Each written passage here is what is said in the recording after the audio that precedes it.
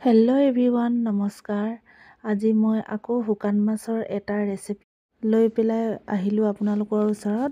এয়া মই বাহিৰত ভাতো ৰান্ধি আছোঁ, আনফালে জুইত ভাত ৰান্ধি আছোঁ। মই আকৌ আনফালেদি শুকান মাছটো চফা কৰি আছোঁ। এইটো হৈছে বামলা শুকান মাছ, সেয়েহে আৰু চফা কৰি আছোঁ মই এতিয়া। আৰু সৰু সৰুকৈ পিচকেইটা কৰি লৈছোঁ। আৰু লগত এটা বিলাহী দেখা পাইছে, আৰু আছে পিঁয়াজ, আদা, নহৰু এইবিলাক দি পেলাই মই আজি শুকান মাছৰ ৰেচিপিটো বনাম। আপোনালোকে চাই গৈ থাকিব শেষৰলৈকে, মইনো কেনেকৈ ৰান্ধোঁ।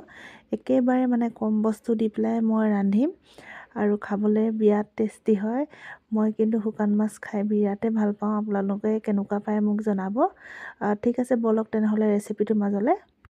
এয়া হৈছে সেইবিলাক বস্তু লৈছোঁ মই, লগত পিঁয়াজ লৈছোঁ আৰু বিলাহী এটা, আদা নহৰু আৰু জলকীয়া আছে বাৰু, সেইবিলাক অলপ ছাইডত আছে, মই পাছত দেখাই দিম আপোনালোকক। আৰু এইখিনি হ'ল শুকান বামলা মাছ। এইবিলাক লৈ পেলাই এতিয়া বনাই ল'ম। আনফালে কেৰাহীটো গৰম হৈ গ'ল, যিহেতু মই জুইত ৰান্ধিছোঁ। আজি অলপ লৰিব পাৰে কেমেৰাটো, কাৰণ হাতেৰে ধৰি থাকিবলগীয়া হৈছে। আৰু এতিয়া মই ইয়াতে মিঠাতেল দি দিলোঁ। তেল মই অলপ বেছিকৈ ব্যৱহাৰ কৰিছোঁ, কাৰণ তেল অলপ বেছিকৈ হ'লে ভাল লাগে খাবলৈ। এতিয়া মই ইয়াতে ব্যৱহাৰ কৰিম, প্ৰথমতে পিঁয়াজে ব্যৱহাৰ কৰা হ'ব।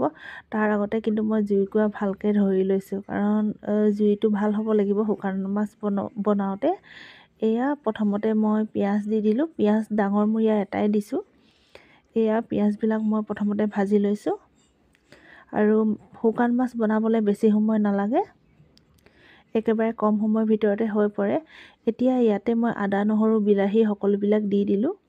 ইয়াত দেখা পাইছে আপোনালোকে, বিলাহী, আদা, নহৰু দিয়াৰ পাছত এনেকৈ অকণমান দেৰি পাছত মই নিমখ দি দিছোঁ।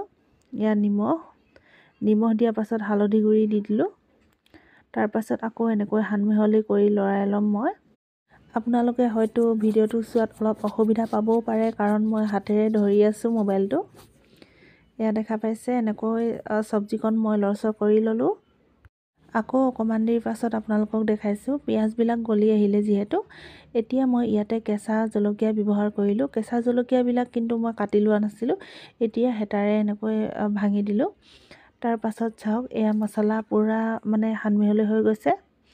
আৰু লগতে মানে পিঁয়াজ, বিলাহী সকলোবিলাক মানে সিজি পেলাই গুলগুলীয়া হৈ গ'ল। এতিয়া মই ইয়াতে দি দিলোঁ শুকান মাছ, যিহেতু আমি বামলা মাছ বুলি কওঁ, আৰু বহুত ঠাইত বহুত কিবা কিবি নাম আছে, মই সেইবিলাক নাজানো, কিন্তু আমাৰ এইপিনে কিন্তু বামলা মাছ বুলিহে কয়।